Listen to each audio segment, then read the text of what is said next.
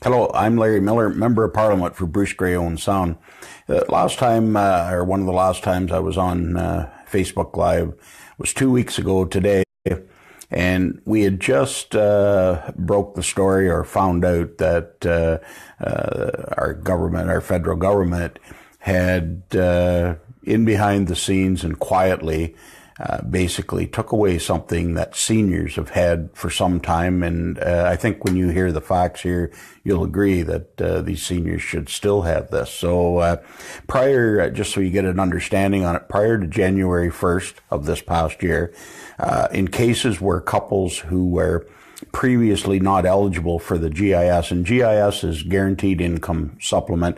It was basically put in place years ago for low-income seniors, basically to top up their OAS or old age security and whatever they were able to get from maybe some life savings or CPP benefits. But anyway, to give you an example, if a senior couple, if one of them had to go into a senior's home, the other one then was having to live on its own on one income, and they were able to apply for this GIS, basically to top it up and help them out as they were single. So I want to read you some facts here. This provision was, as I said, was quietly discontinued by the federal government.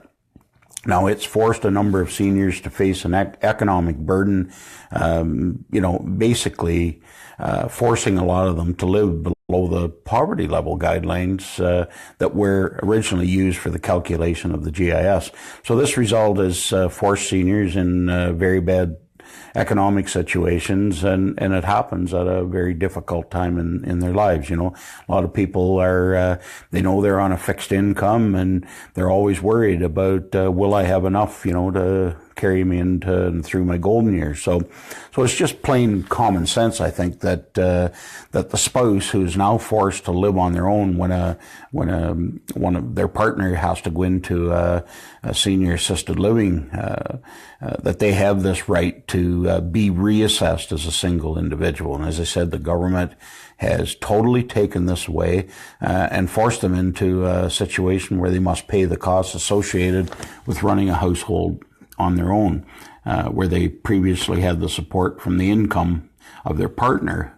And the money that partner used to throw into it, they are now using that, of course, to pay their way in a senior assisted living place. So it's a real bad thing. Obviously, I'm very disappointed in what the government's done, but it isn't just what they've done, it's the process.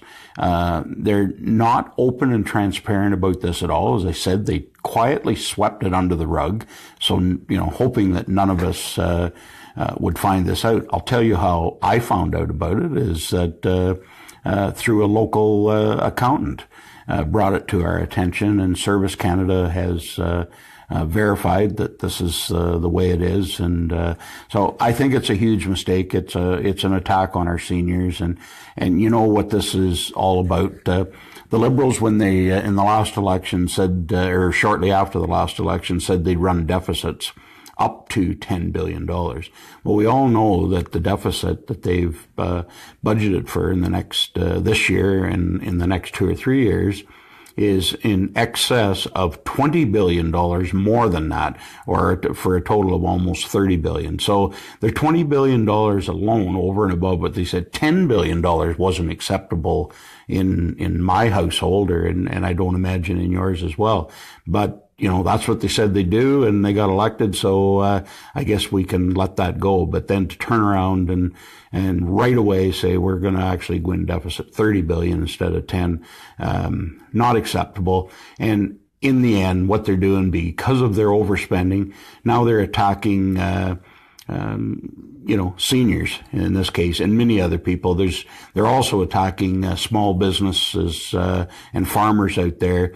They're basically calling them, anybody who has a business or a farm is a tax cheat, what have you. So this attack on hardworking Canadians and seniors who have worked hard all their life and all of a sudden are in a place to enjoy life, and then they get hammered like this. So I'm not going to take this sitting down.